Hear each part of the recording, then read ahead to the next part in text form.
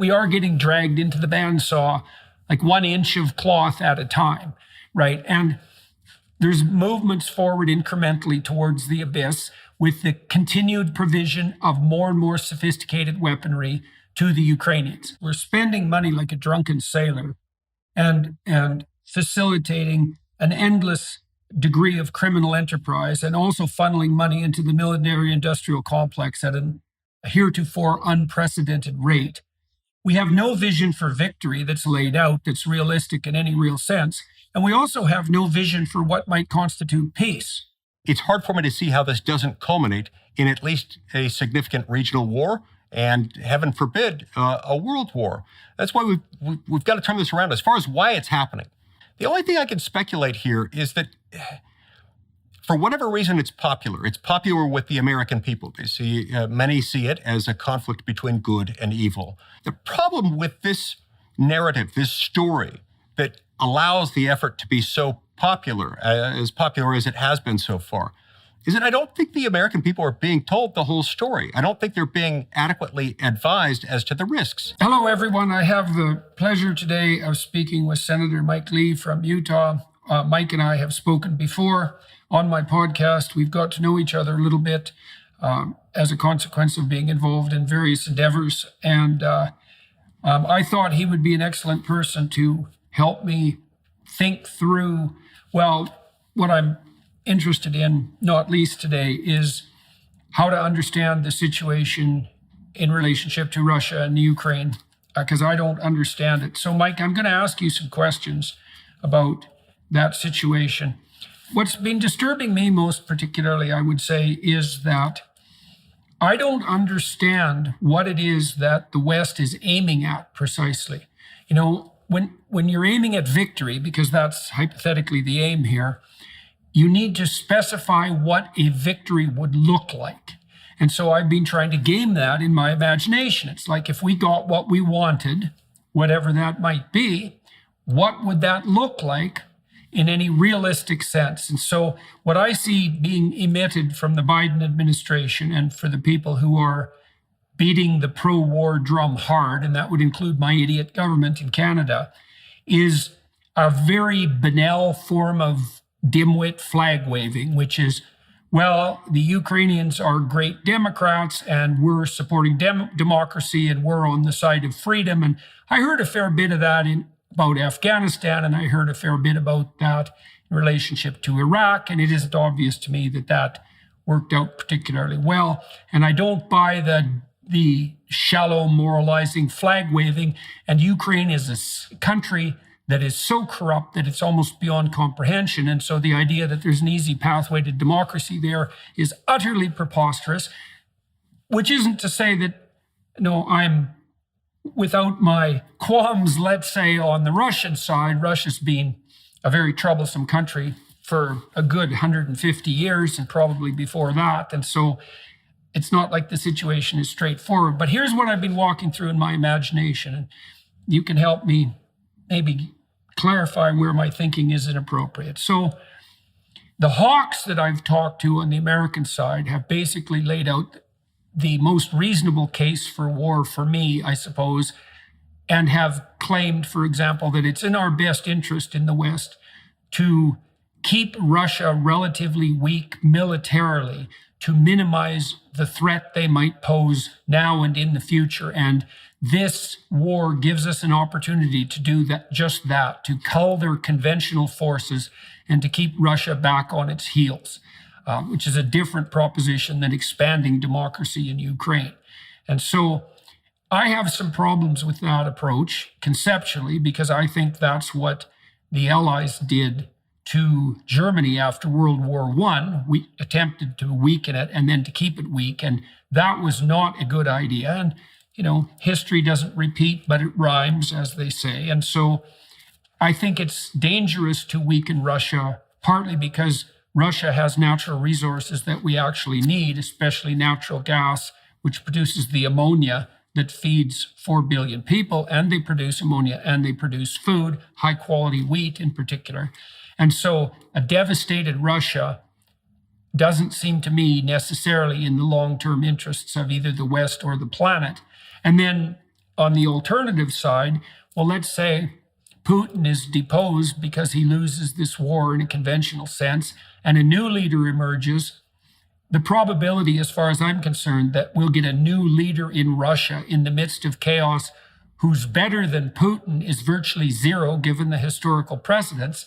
And then if we reduce Russia to something like a state of chaos, which also could happen, and the country fragments in the worst case scenario, then we have a situation where we have a fragmented Russia with 25,000 nuclear weapons floating around, let's say. And that also seems like a rather dismal outcome. So, like, what the hell's our plan for victory here, as far as you're concerned? Look, I think starting out, at least from the U.S. perspective, the idea was first to deter Putin from invading. Once he invaded, the idea was to weaken him and cause him to decide relatively quickly that it wasn't worth the effort and to retreat. Now, with good reason, people in the United States and in many other countries want to make sure that we stop Vladimir Putin. He's a bad guy. He's someone who has ambitions that aren't good. And so everyone sees in him this bad person, which he is, who could do a whole lot of bad things. The problem is, I think we're long past the moment where what we're doing is going to do anything to stop him from aggressing. If anything, we've made it worse. We've driven him into the arms of China. And that loving embrace, that alliance that's resulted from it, economically, with energy, in many respects, ultimately, I think militarily, that could create a much bigger problem than existed prior to the beginning of this war. And so, look, he is a bad guy. I wish he would go away, but I'm not sure that the U.S. involvement in it is necessarily going to inure to the benefit of the American people. And I think we've lost sight of that precisely because of the factor you described. I don't think there is a coherent, cogent game plan and end result of peace that we're trying to get at. Nor do I think that what we've done so far has brought us peace. Quite to the contrary, it's continued the effort. Okay, so you brought up the China argument. So here's a way of conceptualizing that. I mean, China has its problems, to say the least. They're facing a demographic collapse. Their real estate market is, to call it shaky, is to say almost nothing. They're actually facing, by Chinese standards, quite the rebellion on the home front. I mean, things don't look that bright for the Chinese Communist Party. And having them ally with Russia, I would say, seems to be something that could be in their favor economically, because it gives them access to the immense resources of Russia. And if you think China is a good ally of the West, then you've got another thing coming. Anything that's done to help them survive in their current form, the CCP, in particular the Chinese Communist Party, is definitely not in our best interest. So having Russia establish an alliance with China that helps China limp along into the future, I mean, that's a country that supports North Korea, which is about all you need to say about the Chinese Communist Party. And so that seems like a dim-witted strategy in the long run, especially because China is at least as much of a threat. Now, it's more of a threat in any reasonable sense than Russia should be. I mean, talk about systems out of alliance. We're not allied very well with the Russians philosophically, let's say, but we are absolutely not aligned with the Chinese. So that seems like a preposterous endeavor. And it's an uneasy alliance between the Chinese and the Russians. It's not a natural alliance. We'd really have to force both the Chinese and the Russians into a corner in some real sense in order for them to be able to hammer out something approximating an agreement. So that seems rather dim-witted. So, and then let's also talk about the cost of war. So first of all, how much money do you think the U.S. has poured into Ukraine so far? $113 billion to date. $113 billion is an enormous sum of money. This represents a sum of money that's, I think, between 20 and 25 times what Ukraine typically spends on defense in a typical year. This is a sum of money roughly nearly double of what Russia spends on defense in a typical 2-year period. And I believe it's even 30-40% larger than what Russia spent on defense last year, given that, they had a significant war effort going on. What concerns me there, Jordan, is that we're getting into this with our funding and with our contribution of weapons. If we're going to get involved through what could barely be described by some or perceived by some as a proxy war, we need to understand what our objective is. And in the United States, we're supposed to have a declaration of war before we get involved in that. This becomes especially important when you're dealing with a near-peer nuclear-armed geopolitical adversary. These guys have got nukes, and to say they've got nukes is a vast understatement. They've got a lot of nukes. And so we've got to be really, really careful when approaching that monster. And I don't think we're showing caution in that regard. Okay, so a couple of things there. The first thing, we might want to make these numbers reasonable, realistic for people. So $113 billion is $1,200 per four-person family in the U.S. So that's what every family in the U.S. is now spending $100 a month on the Ukraine war. Now, there's an additional problem with that too, because Ukraine, by everyone's standards, including such reliable sources, let's say it has the New York Times, everyone knew perfectly well before we started flag waving how corrupt Ukraine was. And now $113 billion has been dumped into that economy with what I presume has been an extraordinary lack of oversight. And so my sense is strong that God only knows what proportion of that money has been funneled into truly reprehensible criminal enterprises. And if you think it's none of it, then you're naive beyond comprehension. And so, and when the government spends money like a drunken sailor, which is what it's doing in Ukraine, you can be bloody sure that most of that money isn't ending up where it's supposed to. It certainly didn't on the COVID front, for example. I think 40% of COVID government claims for subsidy were fraudulent, something like 40%. And if it's only 40% of what we're spending in Ukraine that's going to criminals, that would be a bloody miracle. It's probably more like 95%. And then there's kickbacks to what Eisenhower described as the military-industrial complex, which he warned about back in, 1960, was it 3? Something like that. And a little earlier, pointing out close.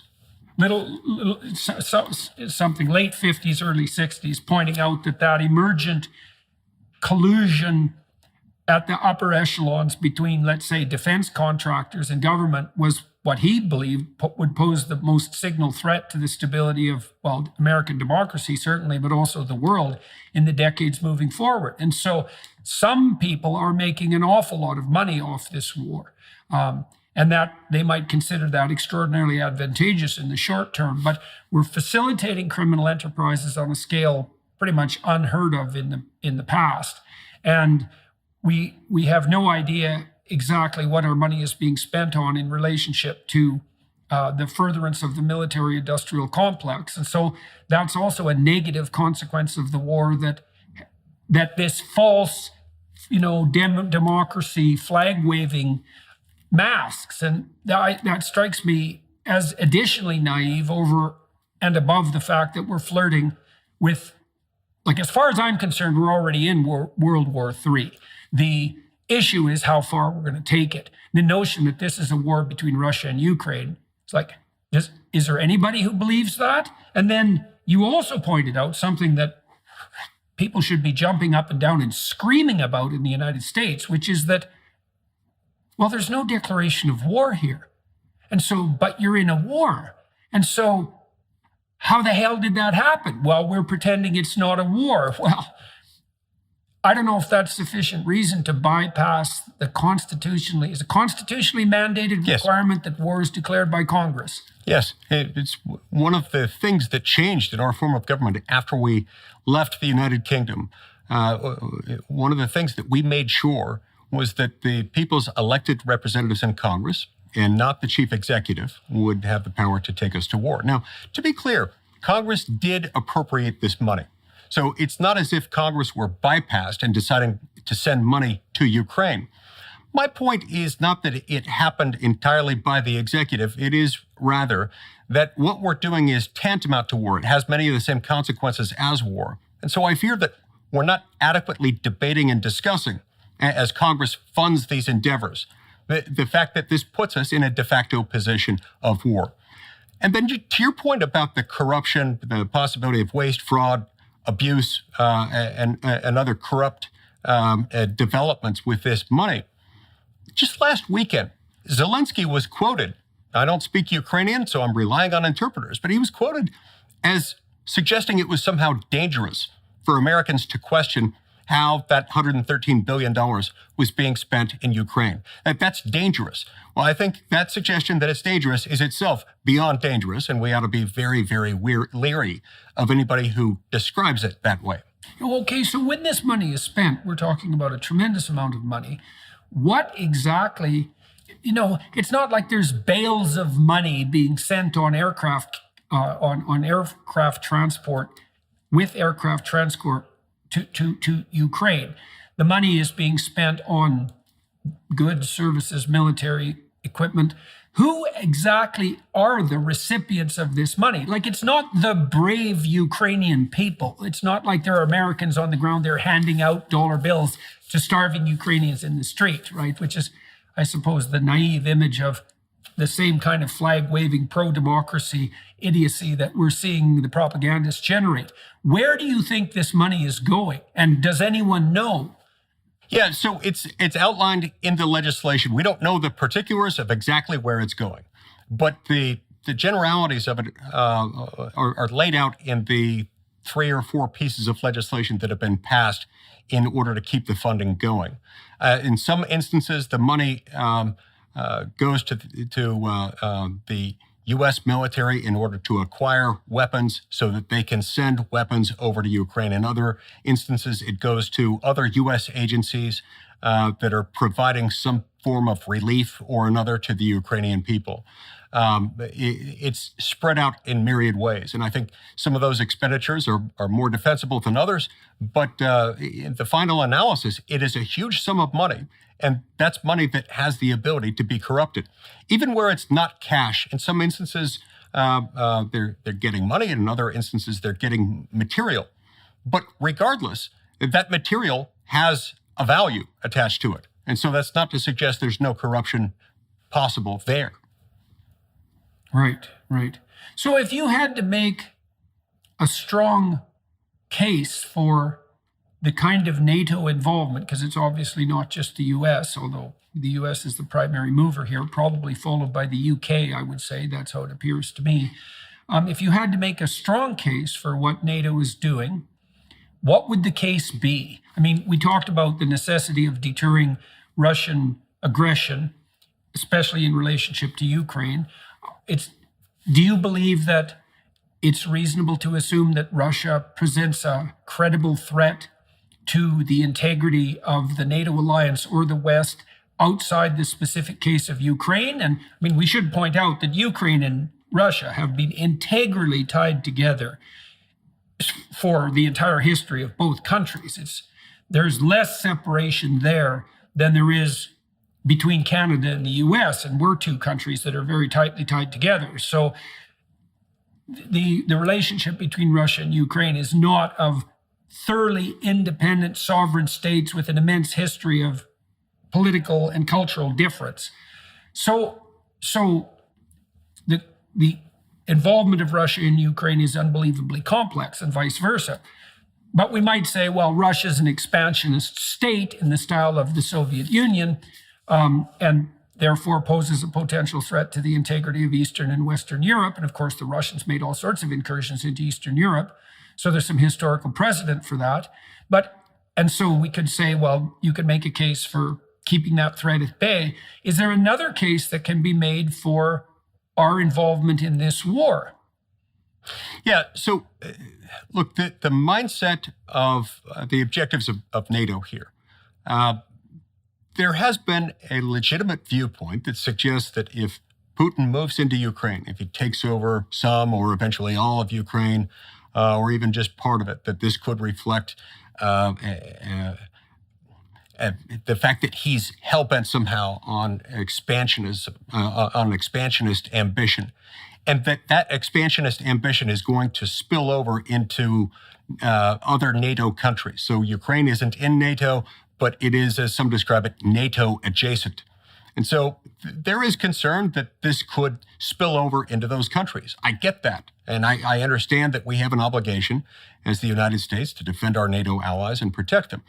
The problem with that is it's at once very speculative. We don't know that to be the case. And as you point out, there is a lot more history between Russia and Ukraine, especially parts of Ukraine, a lot more of a cultural, historical connection, in some cases a linguistic connection between Russia and Ukraine than there is a lot of these other countries. But secondly, we could just as easily, it seems to me, be bringing about the very thing we're trying to avoid. Now, I don't count myself as an expert in this area by any means. I'm just trying to outline the two viewpoints, because the other viewpoint is also valid, which is that if we get involved in this, if we fund a proxy war against that same adversary, Russia, we could be inviting more of the same, especially if, as I suspect, I don't know that the United States has the intestinal fortitude to go into a full-blown war with Russia. And if it doesn't, then what happens? Then what have we done? Have we provoked Russia to become even more expansionist? Could that undermine the security of our NATO allies even more than just staying out altogether would have done? I don't know the answer to these questions. But the fact that they're not being seriously asked and debated and discussed in the halls of Congress is deeply troubling to me, as is the fact that whenever anybody, including me, raises questions like this, we're immediately tagged on Twitter, for example, as Putin lovers, which is absurd and preposterous. I have a distinct loathing for the man. I think he's awful. But it's because he's awful, not in spite of it, that I've got real concerns about our involvement here. I'm not sure it's going to do anything like what those advocating it believe it will do for us, or our allies for that matter. Mm-hmm.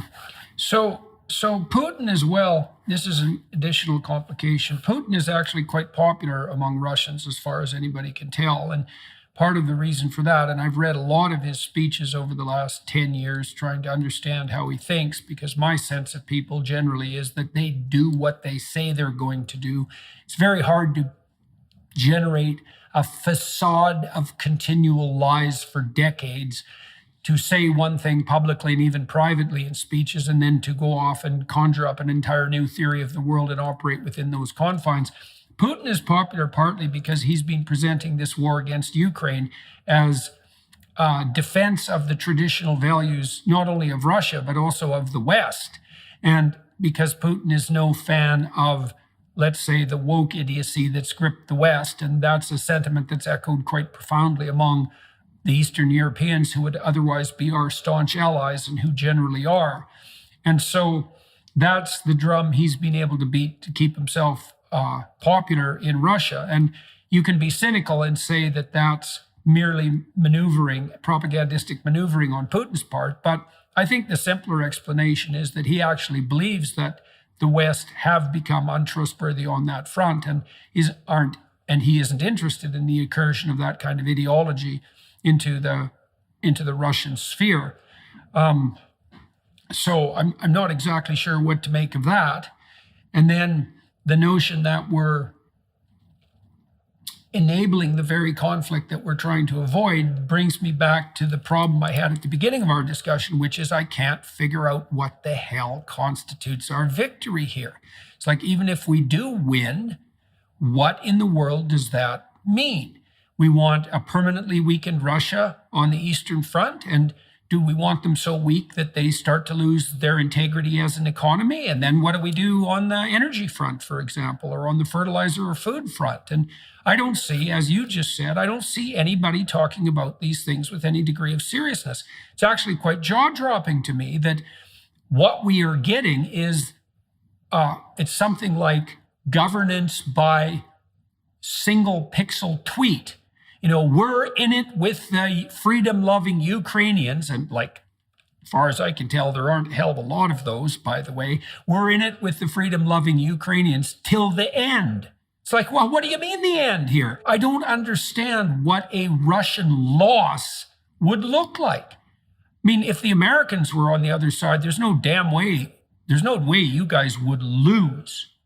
Like, you might not win, and maybe no one will win, but you certainly wouldn't lose. And am I missing something here, or is this discussion as shallow as it appears? Your comment that whenever you say anything that questions the story that's being laid forth about the war, you get immediately labeled, as a satanic Putin worshiper, so to speak. All that is, to me, is evidence that this debate is being handled at a very juvenile level. That's what happened in World War I, by the way. I mean, people reacted incredibly stupidly as World War I unfolded and got their arm caught in the bandsaw, let's say, and tore the entire continent apart for 4 years for basically no gain whatsoever. That's right. So it looks to me like that's the right historical analog here. No, that's exactly right. I think we have very high potential here of everyone losing a lot. And what disturbs me greatly is that I have yet to have anyone articulate to me any sound argument for what the end looks like, how this culminates in making the world a better place, in added peace to the world. What you certainly don't hear that within the U.S. government. I haven't heard that, nor do you hear peace talks going on. Let's find a way to resolve this so that we have as few people dying at the end of the day as possible. And we don't hear that at all. What you do hear, it hasn't been that long since you heard Zelensky and other people in his government talking about things like, this is going to end with our tanks, Ukrainian tanks, on Moscow's Red Square. Now, that raises all sorts of questions, like how is that going to happen? And whose tanks will those be? Will those be American tanks? That's certainly not a vision shared by Americans, I don't think. I've never heard our president or any of my colleagues in the Senate or counterparts in the House of Representatives envision that kind of outcome. I don't know what victory looks like under their plan. And that's deeply concerning, because if you don't have an end in mind, you're going to be taken in all sorts of strange directions. I guarantee you Putin's got an end in mind, and it's not favorable to us. Mm-hmm. Well, so what do you suppose Putin would be willing to settle for, and what do you think he could sell his people as a sufficient victory if peace talks were to proceed? Now, I also know, by the way, as far as it's possible to know these things, and I've been told by very reliable observers who should be in a position to know, that there were peace negotiations on the table last March, and that those were scuttled primarily on the American side by the Biden administration. So that's rather disturbing. And so it would also be very useful for me to be able to conceptualize something approximating what the West might accept as terms for peace, given that, as you pointed out, the ultimate extension of the war in the direction that Zelensky's more extreme statements have indicated, well, it's just a non-starter. First of all, many people have tried in the last 200 years to advance their tanks all the way to Moscow, and that tended to end very badly for anyone who tried to do it. And that happened a minimum of 3 times, and the same thing happened every time. And then we should also point out with 100% certainty that there isn't a chance in hell of Ukrainian tanks, say made in the West, ending up in Red Square without the Russians doing everything that's in their power to make absolutely certain that that never happens. So, Go ahead. Well, I'm interested in the fact that there seems to be virtually no negotiation whatsoever on the peace front. This should be Biden's number one concern, as far as I'm concerned. It's like, what the hell are we doing here in the West? Why aren't we negotiating for peace, on our terms, let's say, because I think the Russians are in a bit of a corner with 100% purposeful intent. And then, so let's talk about that. Why aren't we negotiating? And then let's also talk about how this war escalates as it moves forward, and when it actually moves from a proxy war, which it is now, to whatever we now are willing to define as an actual war. So let's start with do you know of any negotiations that are occurring in good faith on the peace front? And if not, why not? No, I don't. And it's perplexing. In the early months of this conflict, There was speculation in Washington. I don't know how much truth to it, but there was some speculation in Washington that a negotiated peace could look something like formal recognition by the West of the Russian occupation from 8 or 9 years ago in Crimea, and then perhaps a partial partitioning of parts of the Russian-speaking areas of the Donbass region, and that there would be perhaps not formal recognition there, but a negotiated ceasefire of Russia's occupation of some of those areas. But no one has been talking about any of those outcomes for many months. If there aren't peace negotiations going on, which I really hope they are, I haven't heard any of them. I haven't heard about them. And they're certainly not inclined to talk about them in public.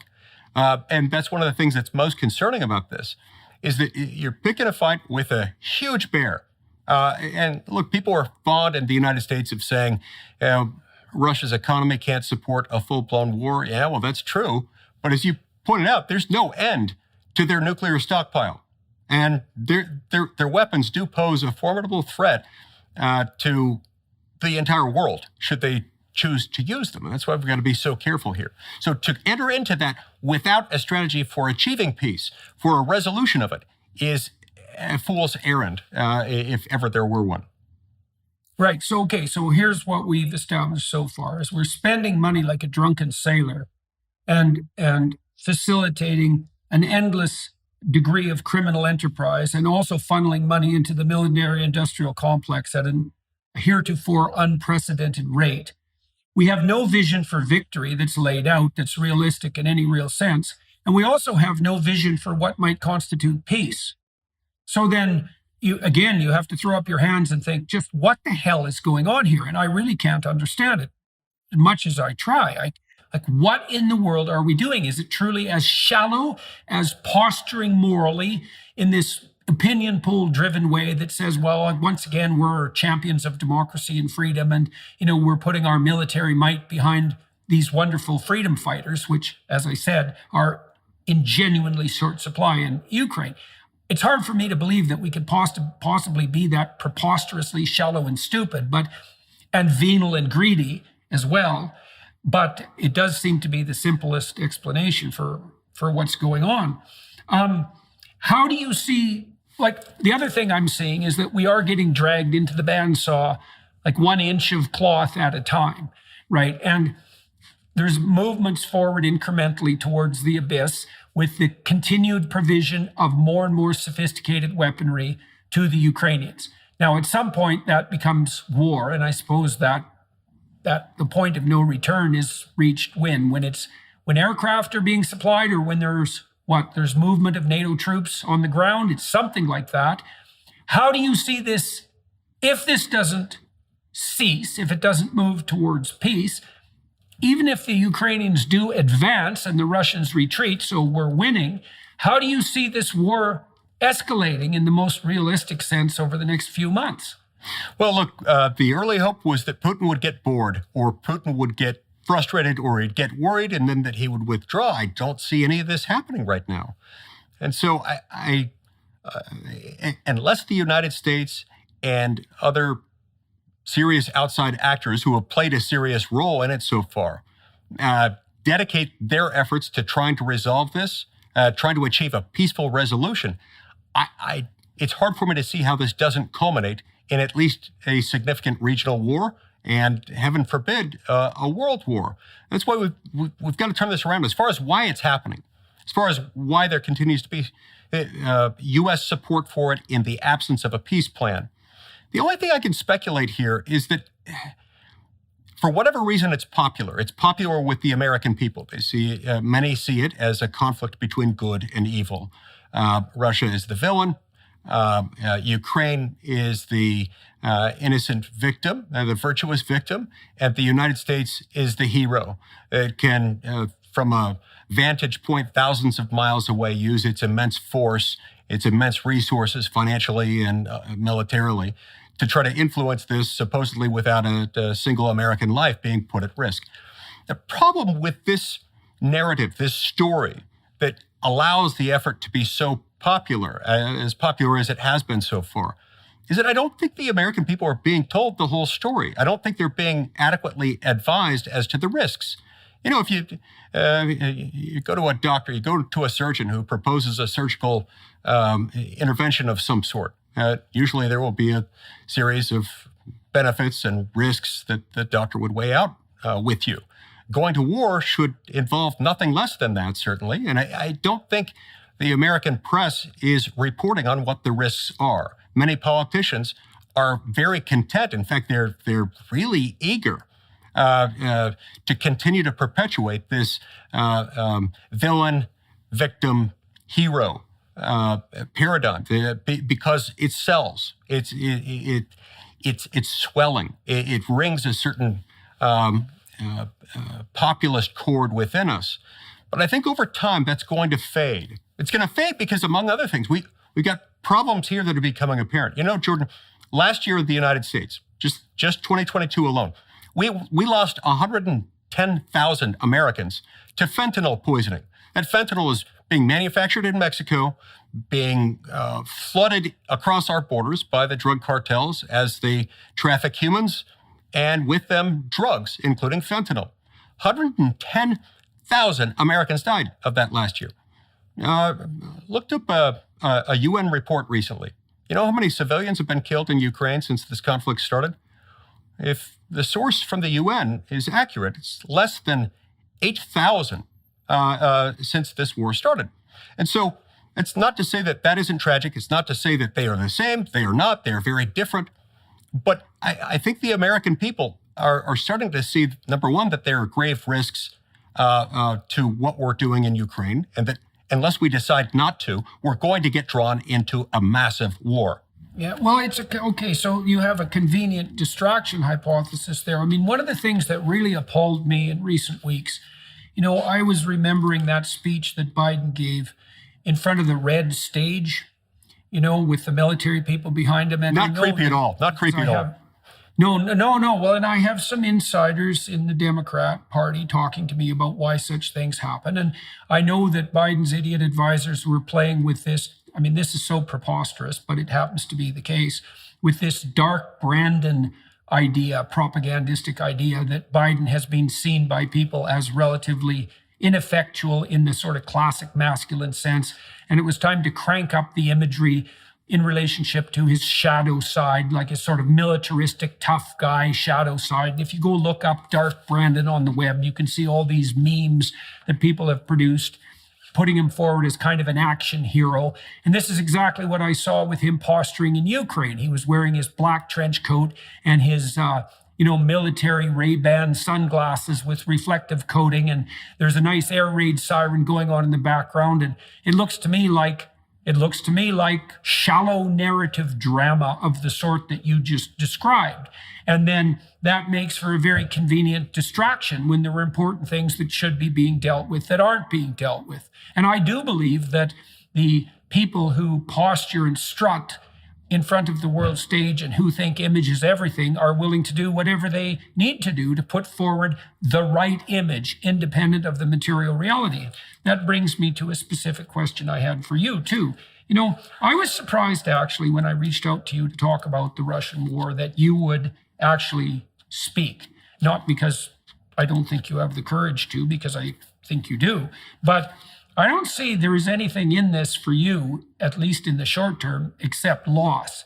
As you already pointed out, if anybody at the moment stands up and says, hey, guys, I don't know what the hell we're doing here, but something's rotten in the state of Denmark, all you get out of that is the kind of abuse that's generally reserved for people who are being straightforwardly traitorous, you know, because we've already decided who the good guys are here, and it's us. And, you know, if you're anti-war in Ukraine, you're pro-Putin, and God, you could hardly, that's as bad as being pro-Hitler, let's say, or being pro-Stalin. And so why in the world are you willing to talk about this? So yeah, there's a lot to lose by talking about it. There's far more to lose by not talking about it. Look, Jordan, I can't know what I know and not say something, because what we stand to lose if we say nothing and if we continue down our current path is so much greater than whatever discomfort a politician can endure when people scream things that aren't true. This really is a significant problem. And I don't mean to minimize in any way the threat that Vladimir Putin may pose to the world. I actually feel the way I do, not in spite of the fact that he's a villain, but because of it. Because he's a villain, because he's got nuclear weapons more than anybody else in the world in terms of counting up the number of weapons, the number of warheads, we've got to be very careful. And because he's a villain, we've got to make sure we know what we're doing.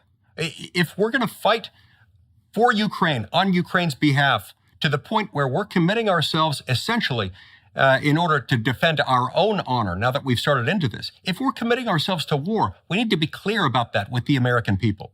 Otherwise, this is going to cost a lot of lives. Okay, so on the GOP side of things, are you a lone voice in your depiction of the danger that's associated with the escalation of this war? Or what's the situation on the Republican side in terms of attitude towards this war? Is there anything approximating a consensus? How much of the Republican Party is more hawk-like? What's the situation on the ground on the Republican side? There's a small handful of Republicans, but a growing number of Republicans who are starting to express concerns. A few of us in the Senate, probably 2 or 3 dozen, maybe 4 dozen in the House who have started to express concerns about it. And I think the number is building because people realize what's at stake. Well, what's surprising, though, Jordan, is the number of Democrats who are not raising these questions. I've got allies who I've worked with for years on the Democratic side on issues dealing with the war powers. I've teamed up with Democrats. I've teamed up with some very unlikely allies like Bernie Sanders. We've run measures under the War Powers Resolution. The first time the War Powers Act was successfully invoked by passing a resolution, in that case, to get us out of the undeclared war in Yemen, was with me and with Bernie Sanders. But this time around, I don't see any Democrats in the Congress, not in the House, not in the Senate, who are, at least not publicly, raising the concern, saying, hey, maybe we shouldn't be doing this. I hope that will change. I frankly expect that to change, but I haven't seen it yet. We'll be right back. First, we wanted to give you a sneak peek at Jordan's new series, Exodus. Well, you'd think the lefties would at least be worried about government, corporate, military, industrial collusion, right, at minimum. Now, we've seen this weird shift on the left, too, because we've also seen the left radically support big pharma, which is definitely not something I ever thought I would see in my lifetime. It's so utterly preposterous. But independent of the other risks that the war presents, the risk of dumping $113 billion into the hands of the corporate part of the military-industrial complex, you'd think would be something that would raise the hackles of, let's say, people like AOC and Bernie Sanders. And as you said, there's been radio silence on that front, or perhaps even the opposite of that, like full-fledged support for the brave Ukrainian Democrats and those on the side of democracy in Ukraine, let's say. So that seems a bit preposterous. Now, you and I also talked about the fact that there are material risks in the escalation of this war to the integrity of the American state. You're not a big government advocate, and anytime there is a war, what you generally see is not only a tremendous amount of tax money dumped into the hands of the corporate side of the military-industrial complex, but a huge growth in government bureaucracy and overreach that's very seldom rolled back. So what do you see unfolding as a danger on that front? The modern nation state, by necessity, when it fights wars, it necessarily needs to consolidate as much power as possible. And so that concentration of power tends to cause the government to become larger, taxes to be more intrusive. And I can use the word taxes here broadly because in the United States, the way we finance our government, more government spending ends up producing a backdoor invisible tax because we've just been inflating our currency. and people are making the same amount of money, but it buys less. And once that happens in order to fund a war, when the war ends, to the degree it ends, government tends not to recede. The taxes tend to be in place, at least for quite a while. And the general levels of government funding might retreat some, but never do they return to pre-war levels. There was a Harvard professor named Roger Porter who wrote a book about this about 30 years ago called War and the Rise of the State. And I think we're seeing it on display. So, yeah, that is another concern, is that as we do these things, we become accustomed to spending this much money for Ukraine, some of which is funneled through this or that entity within the State Department or the USAID program or some other program through the Department of Defense. Some of those funding levels might go down, but I doubt they will ever retreat to the levels where they were prior to this particular conflict. And that's a deep concern. It might also explain why some progressives are more inclined to be supportive of this, along with the fact that it happens to be their president, a Democrat, who's in office at the time. If this were Trump doing this, I can only imagine many of them at least would be calling bloody horror over it. Right. Yeah, well, Trump in his recent statements has come out very bluntly, because after all, he is Trump, on the war front, claiming such things as, if he had been president, this wouldn't have happened, which I think is a somewhat credible claim, but also that if he was president, which is a non-zero possibility, that he would end the war in 24 hours.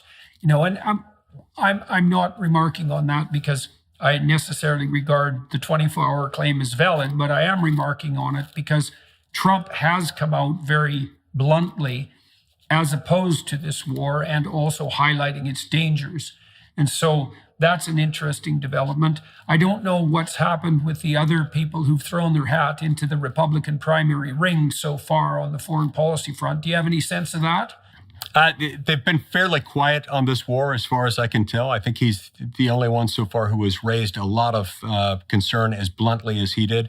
I believe Governor DeSantis has expressed some concern with it. I don't know exactly how far he's delved into it, but this is an early indication of where I think the Republican Party is going. To be expressing, as Donald Trump and Ron DeSantis have both done, expressing skepticism about our involvement in this conflict. Okay. So let's go back to the peace issue now, because I've been trying to figure out what might constitute the broad, low-resolution outlines of an acceptable stalemate, or even, we could even aim for a productive peace with Russia over the long run, and with the Ukraine integrally involved in that. That would be a lovely stretch goal, let's say. But what you laid out was something like recognition of Russia's dominion over Crimea. And then, now, so everyone who's watching and listening knows that in eastern Ukraine, the majority of the population are Russian native language speakers. Now, Ukrainian as a language is quite allied semantically with Russian. So, but there are a lot of Russian speakers, particularly in eastern Ukraine. And the Russians have claimed that they have been targeted. They have been the targets of persecution for their linguistic minority status, or within the broader Ukraine, and that's been a problem, and that part of the reason Russia made its incursions into Ukraine was to protect its people it really regarded as citizens in the broader sense. Now, you posited that one possibility on the peace front would not only be the recognition of the Russian possession of Crimea, which happened about 9-10 years ago, but also that some of the territories that are subject more to territorial dispute in the East might be placed on the negotiating table with regards to Russian sovereignty. And you could imagine a situation where the deal was, why don't we open up the discussion to something like a true plebiscite or referendum and let the people in those areas vote for who they would rather be allied with. And if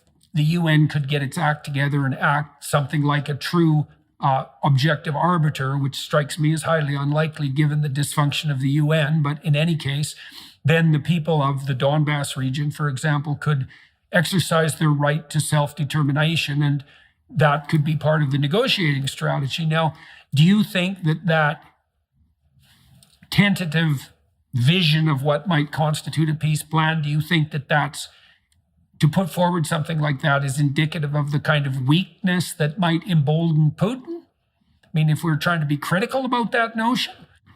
It could perhaps, and as I said when we talked about that a few minutes ago, this was speculation that occurred during the first 2, maybe 3 quarters of 2022. Speculation that might be where we ended up. Speculation on that front has died down since then, particularly in the last month or two, as you've seen Ukraine making increasingly bold, sometimes unrealistically bold assertions about what it wants to do. For example, Ukraine has been talking about the fact that it now wants to take back Crimea completely, and it wants to completely purge all of Russia from anything that, until fairly recently was considered Ukraine. Most of my colleagues, even those who are very supportive of this conflict and of what we're doing with regard to the conflict, don't regard that as realistic.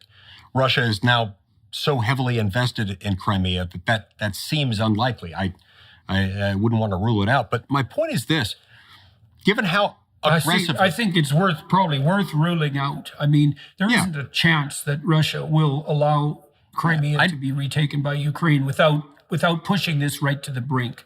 Right. I certainly don't see it.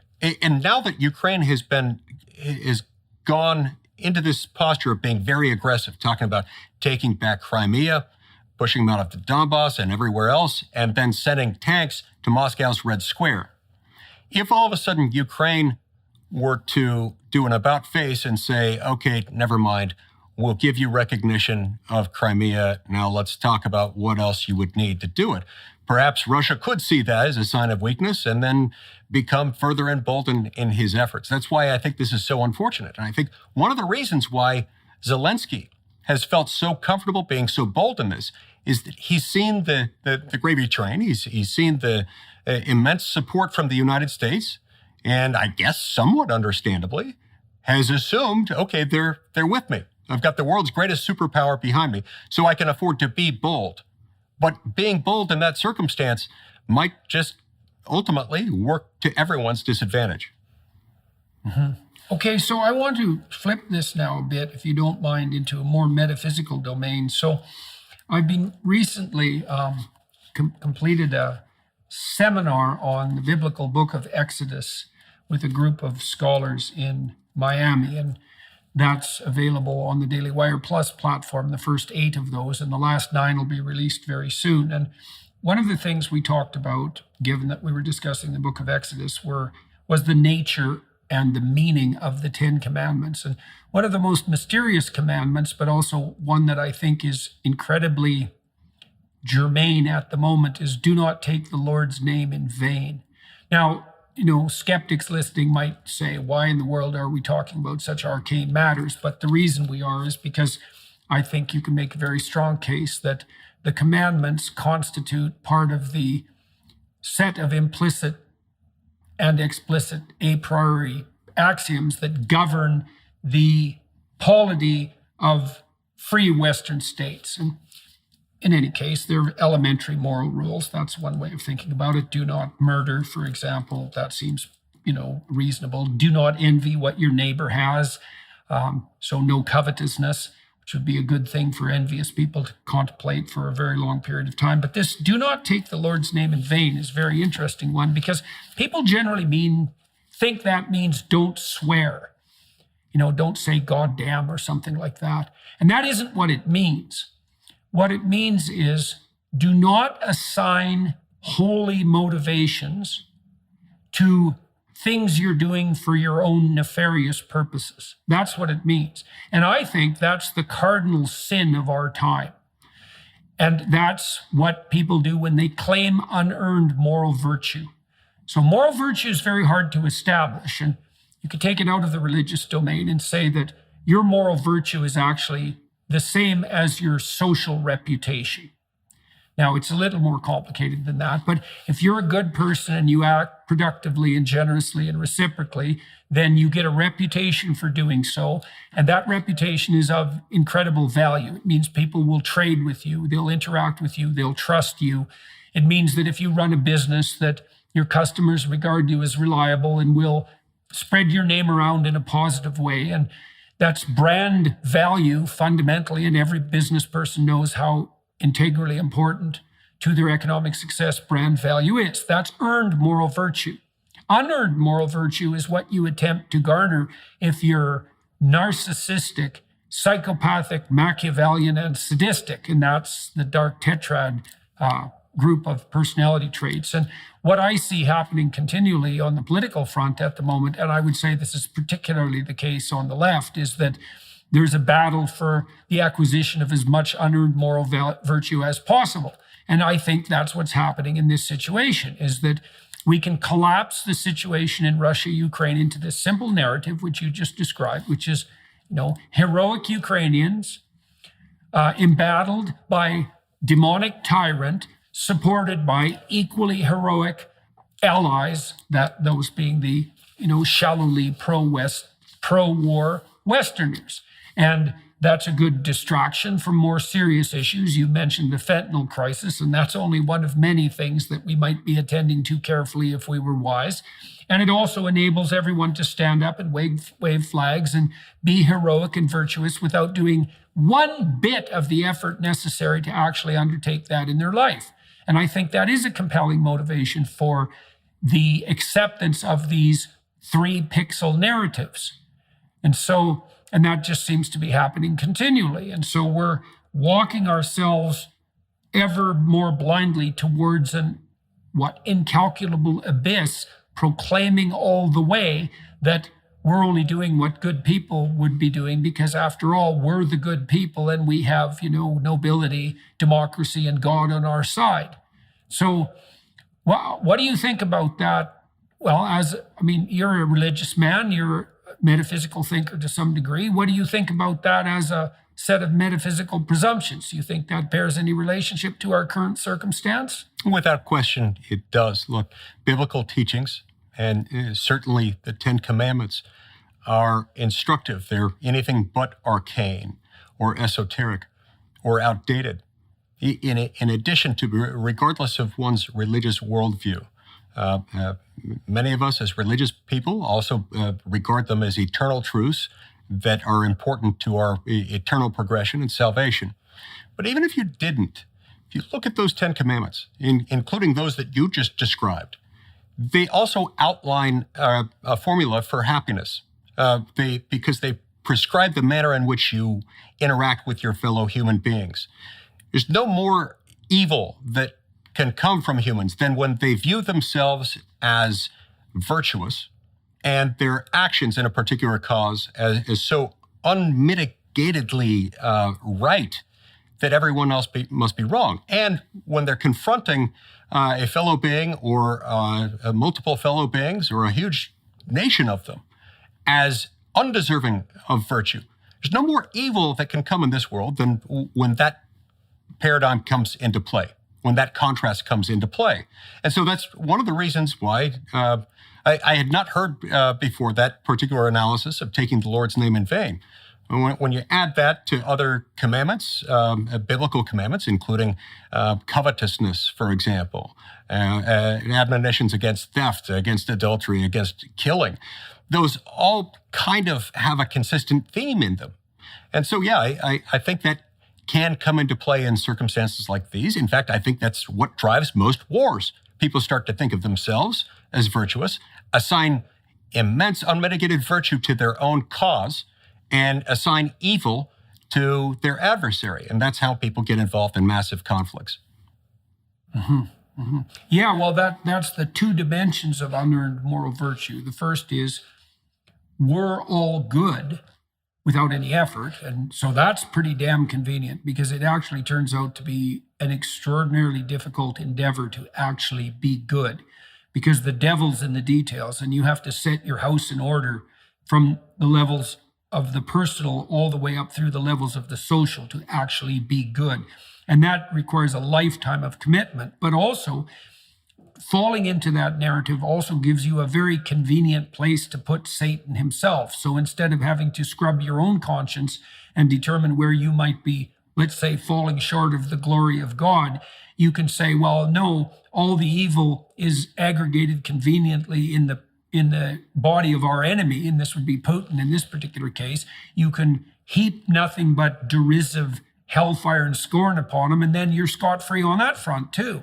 And so all of that's a little too convenient. I do think this interpretation, by the way, of taking the Lord's name in vain, I think it is in keeping with the original intent of the formulators of the commandments, because I've looked at a lot of different translations, and we beat this idea to death in this seminar. And this notion that, well, and it makes sense conceptually too, right? I mean, you can't imagine that there could be a greater evil than doing the easy thing for you and then claiming that that's actually ordained by omniscience, omnipresence, and omnipotence itself. That's right.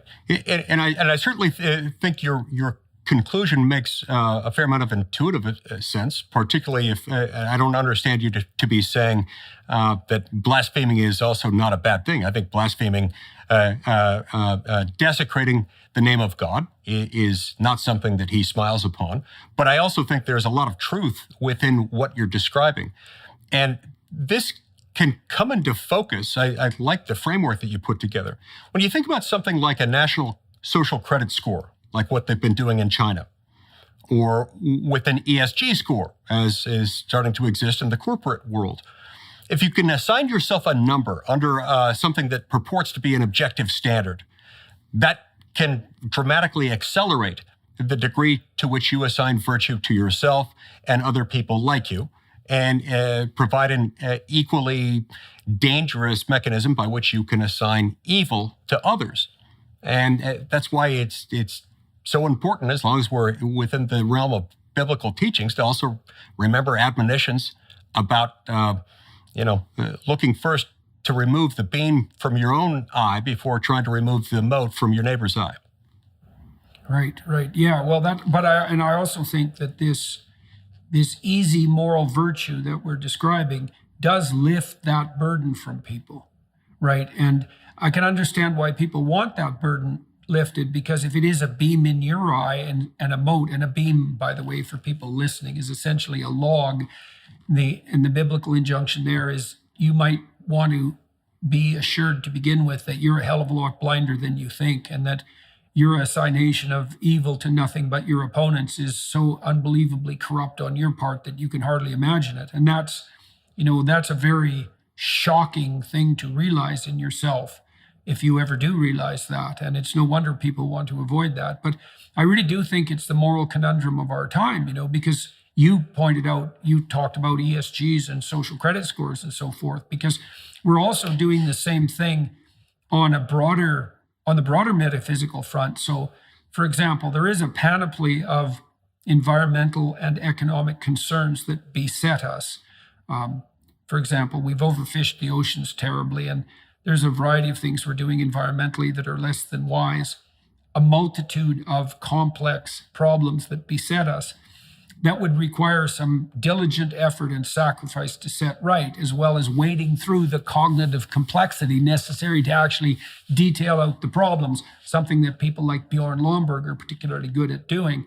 And instead, what we do is we collapse all of the apocalyptic threats into a single threat, and so that's the threat of environmental disaster. We collapse the multitudinous causes of environmental disaster into a single variable, which is carbon. And then we collapse all the necessity for pursuing moral virtue into doing nothing but being opposed to carbon. And then we proceed merrily along our way.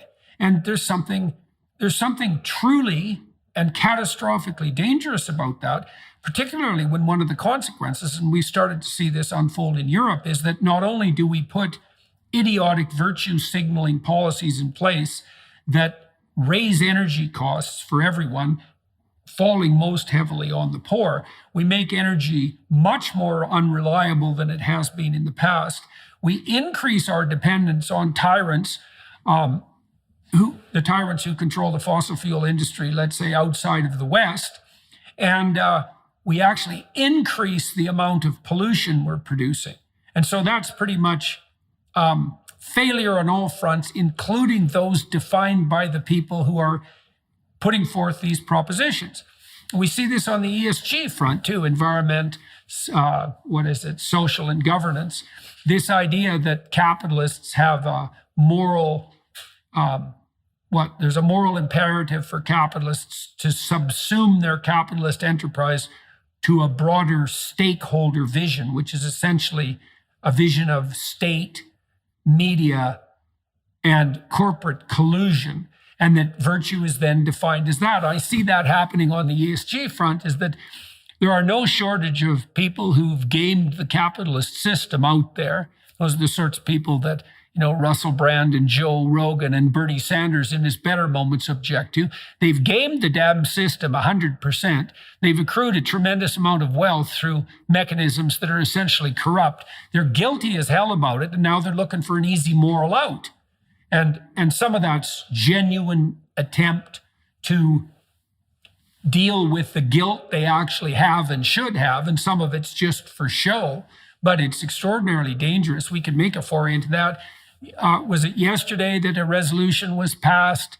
Tell me about the resolution that was passed with regard to ESG policies in the Senate and the House yesterday, right? Yes. So there was regulation put out by the Biden administration trying to move ESG forward in the way 401k accounts, retirement accounts are managed. And there is a process under something called the Congressional Review Act that allows us to pass a resolution disapproving of it. It's called the Resolution of Disapproval. That if passed by both houses and submitted to the president, unless it's vetoed by the president, then the regulation in question gets taken down. So both houses passed it, and it'll now head to the president's desk. The president is widely expected to veto that resolution, and we, in all probability, with virtual certainty, will not have the 2/3 supermajorities in both houses necessary to override that veto.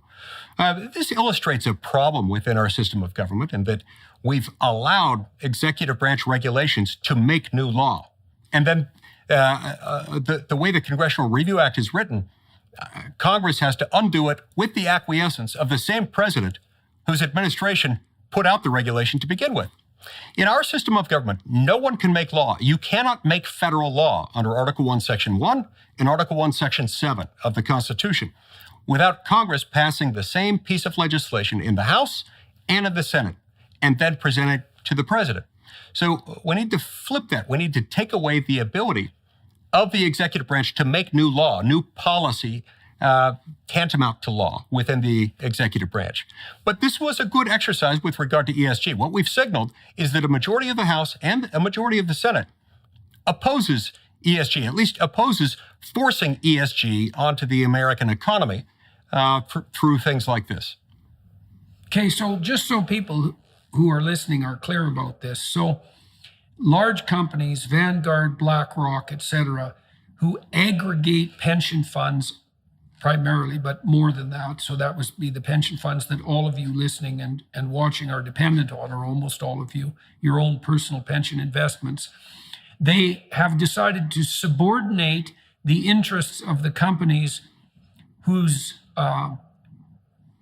enterprises these funds are invested in to the demands of the climate apocalypse, essentially. So the notion is, well, the environmental catastrophe that besets us is so severe that mere fiduciary interest, which would be growing your pension, is not sufficient. You have to adopt the net zero Paris Accord goals, and your corporations have to devote themselves to that. And then in addition, it's not only on the environmental front, it's also on the social front, which means that corporations have to buy into the entire diversity, equity, and inclusivity movement, which is essentially a radical left-wing movement, or they're not doing their duty properly at the highest moral level. Now, the problem with that is that the responsibility of investment funds is to preserve and grow the investments of the people who are, for example, going to be dependent on their pensions, and that shouldn't be subordinated to any other interest. Now, the ESG pushers have said, oh, look, we can have our cake and eat it too, because if we invest responsibly, whatever the hell that means, we're actually going to see greater returns. Now, there's no empirical evidence for that whatsoever. In fact, the CEO of Vanguard in the last 2 weeks, Vanguard was pushing the ESG cart assiduously, just like BlackRock. The Vanguard CEO came out and said that there's no evidence whatsoever that ESG investment outperforms non-ESG investment over any stretch of time.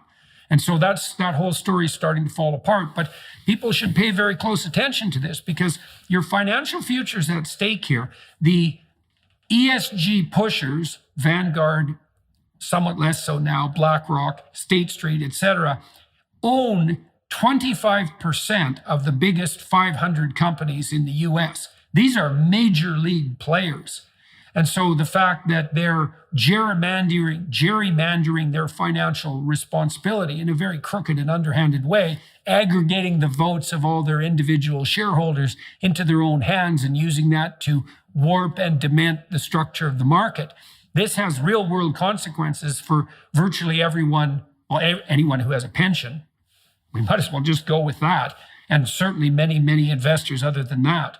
And so that's another example of this, the pathology of this proclivity to pursue unearned moral virtue. You have these great fund managers who are guilty about their crookedness. And so they're trying to atone in a false way by pretending to ally with this radical leftist narrative, which is insanely preposterous to begin with. They're doing that in a way that's destructive to the financial interests of the people they're supposed to serve. And they're doing that, well, instead of doing the hard work of actually trying to put their moral houses in order. Anyways, that was pushed back against a bit in the last week by... Now, how many Democrats were in favor of the disapproval measure? In the Senate, I think it was 2 or 3. I'm going to have to check the final vote tally. Yeah, okay. I believe there were 2 or 3 as of the moment I voted who were with us on that one. And I'm not sure about in the House of Representatives. I assume there were a small handful over there as well. But right, but there were some, which is very interesting. Right? Yes. There were any. Right. And so they're seeing this thing that you're describing, which is that these fund managers are subverting the interests of investors, from truck drivers to teachers, from surgeons to service station attendants, people who have put their retirement money into a fund and are expecting a return are getting less of a return than they would otherwise get because they're betraying their fiduciary obligation. But do not fear. They probably say to themselves, we're virtuous. They assign this unearned moral virtue to themselves in doing it, and therefore say, not only is it not wrong for us to do this, it would be wrong for us not to do this, and people who don't do this are themselves wrong, and so we must crush them. That's what ESG is about. It's not just about them wanting to assign virtue to themselves, it's about wanting to crush anyone who doesn't do that. You see, because if you don't crush them, then they will beat you in the competitive race, because they understand that what they're doing is not going to make them competitive in the free marketplace of ideas. Right. Now, you tangled up the Chinese social credit system in this discussion, and so I figure we should unpack and elaborate on that. So one of the things that gives a company competitive advantage, for example, with regards to being prioritized for loans under the ESG framework, is that they regulate their activities so that they minimize such things as their carbon footprint, their so-called carbon footprint. And they abide by these diversity, equity, and inclusivity mandates that are radically leftist in the most fundamental manner. And people still might say, well, I don't have time to think about this, even if it has to do with my pension. But what people should think about is that this is going to start to affect them personally on the personal front very, very rapidly, because if corporations are held to account on the moral front for their environmental footprint, let's say, and their failure to comply with the radically leftist dictates of the DEI apparatus, there's no reason at all to assume that that's not going to be extended to typical citizens. And the probability is very high that it's going to be. So, for example, if we put in place digital currencies, which we're trying to do very diligently at the moment. And that's already happened to some degree in the form of credit cards, because they're a digital currency of sorts. Then what will happen, and this is already happening in places like China, is that all of your individual spending is going to be assessed for its concordance with these apocalyptic environmental goals and your compliance with such things as DEI, as the DEI ethos. And that if you don't abide by those norms, you will be punished through taxation, first of all, through moral warnings, but then through taxation. That's as certain as the sun will rise tomorrow. And there are already plans afoot in all sorts of different domains on the international governance front to ensure that consumers do bear the brunt of their anti-environment consuming decisions. And that'll mean less meat. It'll mean lower number of calories per day. It'll mean something approximating rationing, because that's already being contemplated in places like the UK. It'll certainly mean radical limitations on private transportation ownership, whether that's a gas, fossil fuel powered car or an electric car, because people who are pushing this already know that we don't have the power grid to support widespread distribution of electric vehicles. It'll mean that you won't be able to travel by air except insofar as you don't exceed your quota for air travel. And people might think that's all conspiratorial, but they could go and do their own research and find out very rapidly that it's not conspiratorial at all. And so that's all part of this problem of the demand by the top-down globalist utopian types to accrue to themselves unearned moral virtue. It's like, we're going to regulate your behavior to assuage our guilt. And that is an absolutely appalling sin, let's say, to put it very bluntly. And so it was heartening to see that some Democrats even are starting to alert themselves to the fact that, this might not be in anyone's interest.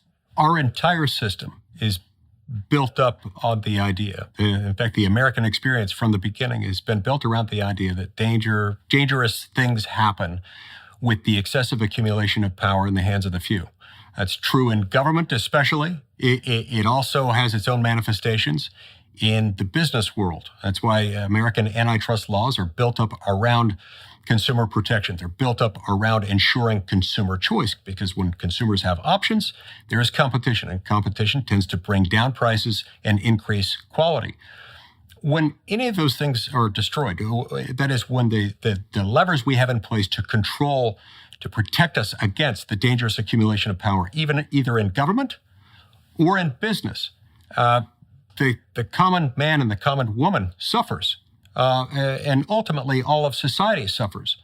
What you have with the ESG movement is something that could easily combine the worst of the accumulation of power in business and the accumulation of power in government into one.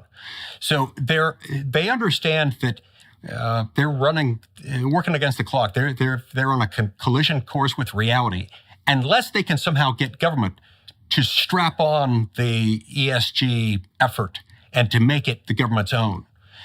Because otherwise, ESG in the United States could face a demise as a result of antitrust actions, because ultimately the ESG agreements presuppose agreements not to compete. You've got entities saying, we're not going to compete in this way for these customers. Let's all agree that we're not going to do that and exclude anyone who doesn't. That's illegal. In fact, that carries potentially criminal penalties under our antitrust laws. And then they could also face lawsuits from shareholders whose value has been diminished as a result of a betrayal of their fiduciary obligation to their investors. Both of those things could find their antidote in government, again, taking on the aura, taking on the objective of ESG and mandating it through reporting requirements, immunizing it in one way or another, refusing to go after people who have engaged in agreements not to compete. And that's why this vote yesterday was so important. It was one of the first volleys in the war about incorporating ESG into government, strapping it on the apparatus of government and forcing it on the American people. Even though it is likely to be vetoed, I think that veto is going to lead to a lot of change, because I think a lot of Americans are tired of this thing. People who in the past maybe even voted consistently Democratic are being frustrated by this, as well they should be. Mm-hmm. So over what time span is this process going to unfold? I think it'll happen over the next 2 years. I think it'll end up being a big topic of discussion between Governor DeSantis, President Trump, and the other Republicans running for president. I think all of them are going to latch onto this and present it to the American people as, hey, we know you don't want this. We know you don't want your entire fate decided by this awful combination of a few big corporate titans on Wall Street and a small handful of executive branch bureaucrats in Washington. So let's do it a different way. Let's let the free market work, and let's let our system of government work so that power isn't dangerously combined in the hands of the few.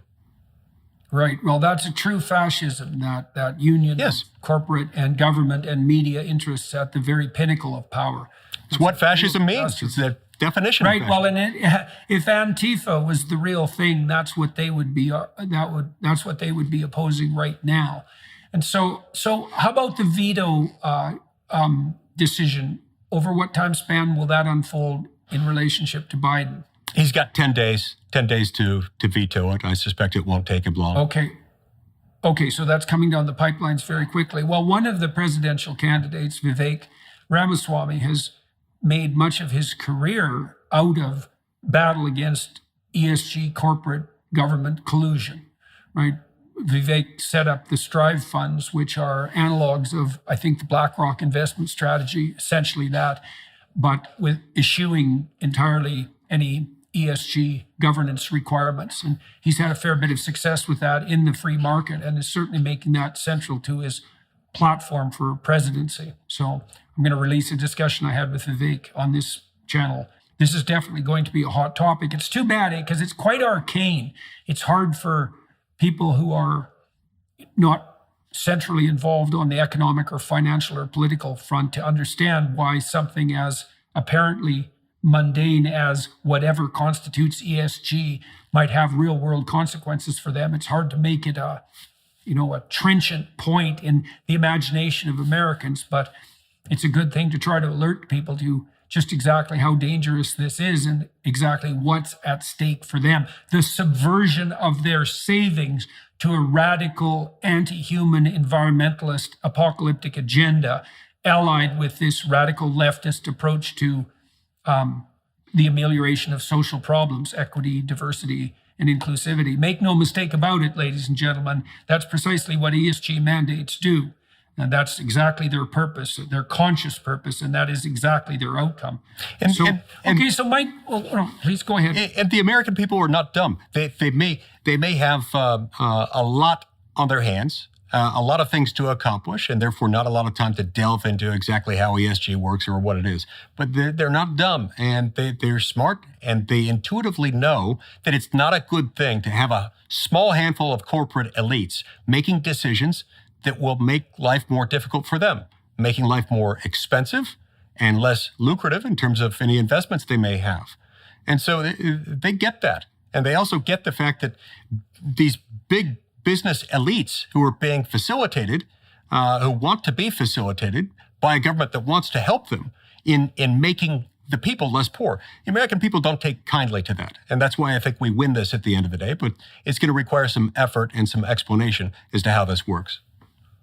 Right. Well, DeSantis has been pushing hard back against ESG with a certain amount of success, and there's other states that are starting to join in that fight. The Association of Chief Financial Officers, State Chief Financial Officers, I think there's 28 states involved in that enterprise. They're also vociferous critics of the ESG movement, and so there is gathering impetus on that front. So that's a good thing to see. So what are your plans for action at the current moment? Like, how are you setting your priorities, and how would you describe them to the people who are watching and listening? Look, my priorities always stem ultimately from a desire to restore the Constitution's twin structural protections. One operates vertically. We call it federalism. It defines the relationship between our national government, the federal government of the United States, and the states and their political subdivisions, like cities, towns, and counties. The other is horizontal, and it defines the relationship between the executive branch, headed by the president, the legislative branch, where I work, Congress, and the judicial branch that interprets the laws, headed by the Supreme Court. We've drifted far since the mid to late 1930s in this country from both the vertical protection of federalism and the horizontal protection of separation of powers. We have done that as part of this effort to consolidate government power into the hands of the few. What it's done is it's taken power away from the states and localities and moved it to Washington. And then within Washington, we've taken lawmaking power, the power to set federal policy embodied in law, and handed over to unelected, unaccountable bureaucrats, or in some cases, the president himself. All of this has inured to the benefit of the wealthy, the well-connected, the political class, but it's been harmful to everyone else. As of a few years ago, a disproportionate number of the wealthiest counties in the entire United States were suburbs of Washington, D.C. This is an area that manufactures nothing. There are no gold mines here. This is not a technological innovation hub necessarily. The money is here because the power is here, concentrated in the hands of a few elites. So to that end, I've been pushing for years a reform that I'm going to push aggressively in this Congress. A series of reforms, sometimes known under the banner of the REINS Act, that would require that anytime an executive branch regulation, in effect a law put out by an executive branch bureaucrat, for that to take effect, if the REINS Act were to be passed, it would have to first pass both houses of Congress and then be signed into law by the president. Otherwise, you're circumventing the whole process. I'm going to be pushing that over and over again. I'm going to be subdividing it out, incorporating many REINS Acts into other legislative provisions, whether we're talking about a farm bill or a general appropriations bill or something else. I want to see executive branch authority subjected to a review by Congress and to not take effect absent Congress enacting it into law. Mm-hmm. And are you optimistic about your chances on that front? How is that battle progressing? And can you detail out a little bit more how it is that the specific changes that you're making on the legislative front would, in principle, limit the continued growth and expansion of this centralized power elite that you're describing? It would decentralize power to a very significant degree. It would do so for the simple reason that as Congress has to vote on things, say like the Clean Power Plan rule, something like that, or the Waters of the United States rule. These are all well-known, large-scale executive branch edicts issued over the last few years that have a dramatic economic impact on the American people. As those things get noticed by the people and as they have more and more of an economic impact, as Americans realize that they're shelling out an additional $2 to $3 trillion a year every year in increased costs of goods and services, diminished wages, unemployment, and underemployment because of this outsourcing of government, they're not going to be tolerant of Congress just letting the executive branch continue to make laws. More importantly, once we get things like this passed, Congress won't have the temerity, it won't have the crazed megalomania necessary to inflict patently bad policies that are going to hurt the American people on the American people. And there will be accountability for those who vote for them. This, coupled with the fact that we'd have to cast more votes on more topics, some of which would be controversial, would, I believe, ultimately inure to the benefit of the people, as Congress would say, you know what, we don't have to weigh in on every area. We're supposed to be a limited purpose national government, established for the purpose of adopting laws on national defense, weights and measures, trademarks, copyrights, and patents, regulating trade or commerce between the states and foreign countries. And there are a few other powers, but it's a relatively small box that those fit into. We have made our federal government almost a general purpose national government. And once we've done that, Congress has not wanted to cast all the votes that it would have to cast, so we've outsourced the actual thinking on that to the so-called experts. This is the pipe dream of the progressive movement. We're going to have government by experts, and those experts will rule us without the interference of the unwashed masses as they see it. Right, without the messiness. Yeah, well, so a couple of comments on the psychological front relationship to that. It's like, first of all, you might ask yourself, well, why wouldn't it be a good thing for a centralized federal government to offer largesse to its populace? And I would say, well, first of all, that's actually very unlikely because that's a difficult thing to manage. And there's no real evidence that centralized governments have done a credible job of that in the last 150 years. And there's plenty of counter evidence. The more widespread that attempt, the more likely it is to end cataclysmically. But then there's another thing to consider too for everyone who's watching and listening, is that, a lot of what gives your life meaning at the individual level and the family level and the local community level, the town level, the state level, all of that is the adoption of responsibility that's requisite for your level in the hierarchy. And you might say, well, what the president does with his time is much more important than what the local plumber does with his time. But I'm not so sure that's true.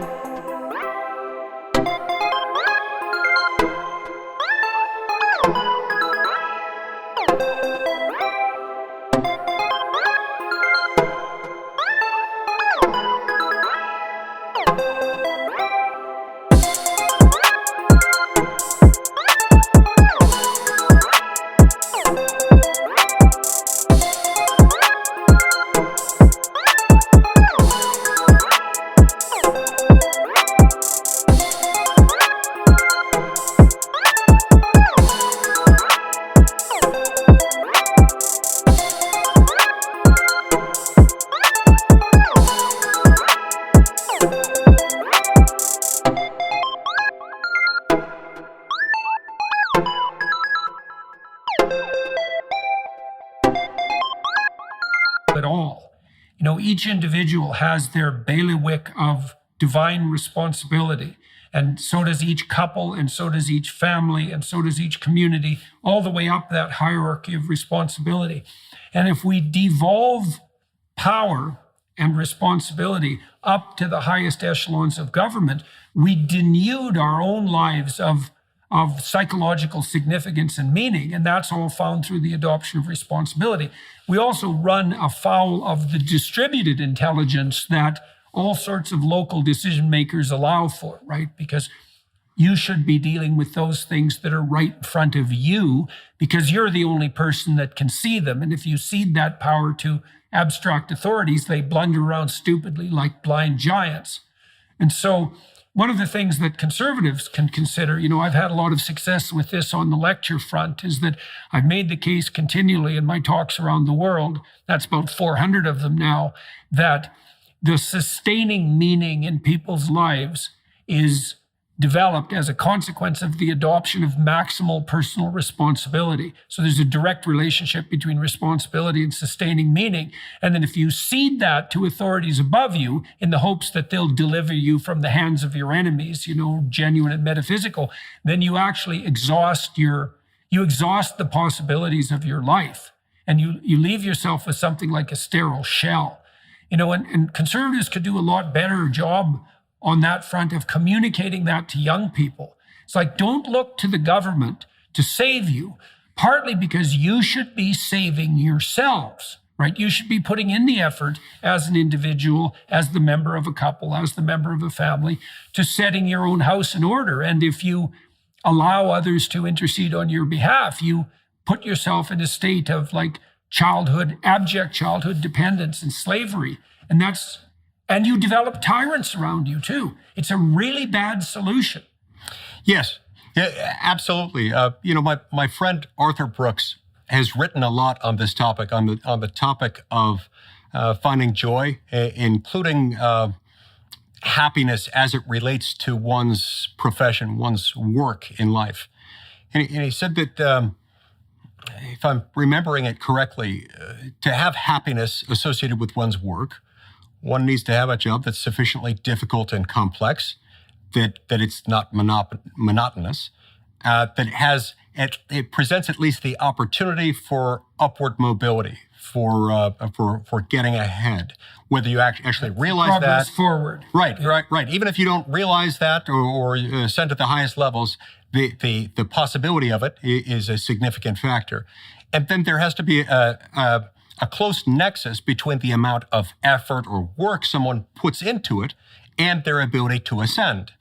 And so when those factors are in place, people find enjoyment and happiness in their lives, and their work coincides well with their lives. If, on the other hand, you're made an object to be acted upon, as happens to whatever degree a government incorporates and embraces socialism, then you really are the object to be acted upon by the government. You're not the hammer, you're the nail, with government being the hammer. Somebody else is deciding your fate, deciding the circumstances in which you and your family find yourselves. And it doesn't contribute to happiness. We've also found that it's not an efficient means of running anything, and so there ends up being less wealth, less prosperity overall. And so, as you mentioned, over the last 150 years, I can't think of a single example where on a large scale, something tantamount to socialism has made people better off. But I can think of a whole lot of examples where lots of people have died from hunger and other maladies that are directly traceable to that kind of system of government. So it's yet another reason to eschew socialism. You know, when Alexis de Tocqueville took his tour in the early 1830s through America, trying to explain why the American Revolution worked, you might put it, where the French Revolution hadn't worked as well. One of the things that he observed is that a government that is this brooding omnipresence over its citizenry ends up being a keeper of people, much like a farmer is a keeper of sheep. And if you want your citizens to grow up like farm animals and to not have as much of their own will, their own initiative, their own enjoyment, then that's how you would do it. Otherwise, the government needs to not play that role. And I think that's been one of the secrets to America's success, is that our form of government was designed specifically to avoid that kind of accumulation of power. Right. Well, we could discuss that technically too. You know, there's two forms of reward. Technically speaking, there's satiation. That's the reward that you might experience, let's say, after consuming a well-provisioned Thanksgiving feast. And basically, what you do when you're satiated is drift off into unconsciousness. Right? You're prone to sleep because everything is satisfied. That's the same word as satiated. And that is one form of contentment. But what people generally regard as happiness is a different form of reward. And happiness emerges in that Arthur Brooks fashion that you just described, is that people experience enthusiasm and joy, hope, engagement, meaning, so forth, when they see themselves advancing towards a valued goal. And that means they have to have their own personally valued goals, so their own domain of expertise and striving. And then the landscape has to be open so that they can see themselves moving forward and uphill. And the joy that sustains people, in large part, is a consequence of the chemical consequences of that form of advancement. You know, so the drugs of abuse that attract people, like cocaine and amphetamines and so forth, activate the systems that indicate pathways forward and up. And so you do want to constitute your country so that people have the opportunity for forward movement. That's the frontier myth, in some sense, that allowed your country to be settled in the first place, to be settled in the manner that it was settled. And so the notion that what the government should do is provide largesse so we can all become satiated infants is it's the kind of state you'd want to inculcate if you wanted everybody to be unconscious and asleep, and you regarded that as the highest form of human achievement, instead of being alert and striving and awake and walking consciously uphill. And so it's necessary to distribute all that responsibility and power down the hierarchy to the most local levels possible. It is the antidote to tyranny and to slavery. And so I wish you success in your attempts to make that case to your colleagues and to the public at large. Are you optimistic about the possibility of success for your ventures? Look, for reasons that escape me, we haven't had as many Democrats jump on board with the idea as I would have hoped. I do think it's coming. It's coming at some point. And so that's why I'm breaking this REINS Act approach into smaller pieces to see if I can work it into other legislation. We might not be able to get it for the whole government, but we might be able to get it in this or that agency or this or that department, at least in specified ways. And once we become more comfortable with that, I think there's a real opportunity to get it in there. There also may be some opportunities in connection with debt ceiling increase discussions, spending bill discussions, in order to bring in a shorter term version of something like the REINS Act. And once the American people see this and see this in motion, I think they're going to like it, and I think it will prove to be popular. And it's with very good reason. The American people, many of them feel very distant from their national government, with good reason. It is itself distant from where most of them live physically. But it's also outside the hands of many of the people they just elected to make their laws. If I had a nickel for every time the following scenario unfolds, an executive branch agency makes a new law. These laws, many of them carry criminal penalties. They are otherwise enforceable against the American people. They are, for all intents and purposes, laws. They make a new law, and then constituents write letters saying, or make phone calls saying, hey, this is killing us. This is making it impossible for us to run our business. It's irrational. What do we do? Members of Congress are notorious for writing back saying, dear sir, dear madam, those barbarians over there at that agency X, Y, or Z, they're barbarians, and I'm going to write them, the agency, a harshly worded letter. And that's most of the time the end of it. The American people have been sold short on this. They have had their birthright sold out from underneath them, as the task of lawmaking has been outsourced to people who cannot be fired. This is the closest thing to despotism that America has ever seen. And once the American people realize what's been happening over the last 8.5 decades, they're going to demand this. Okay, well, we can tangle up the first part of our talk with the last part then and say, well, all of the excess spending and emergency procurement on the part of the Russia-Ukraine conflict, as well as the war against environmental degradation, is producing more and more concentration of power in the hands of fewer and fewer people at the corporate government level. And that's a recipe for tyranny, for sure. It's also a recipe for the kind of slavery that deprives people of their requisite responsibility and therefore their destiny. And so that seems bad on all fronts, unless you want to be an unconscious infant. And so that's also a pretty dismal view of what would you call it, the great adventure of humanity. So, all right, Senator Lee, we covered a lot of territory today, wandering through the complexities of the Russia, Ukraine, and broader Western proxy war.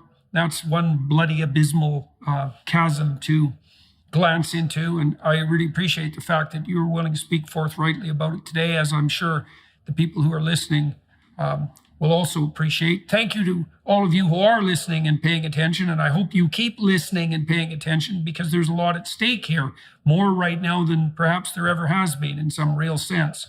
So to the Daily Wire Plus folks who facilitated this conversation, thank you. The film crew here in Winnipeg, because I'm in Winnipeg today, much appreciated. And I'm going to flip over now to the Daily Wire Plus platform and talk to Senator Lee for another 20 minutes to half an hour about issues related to our discussion today. But if you would like to join us there and provide some support to the Daily Wire Plus folks, that would be useful if you're inclined.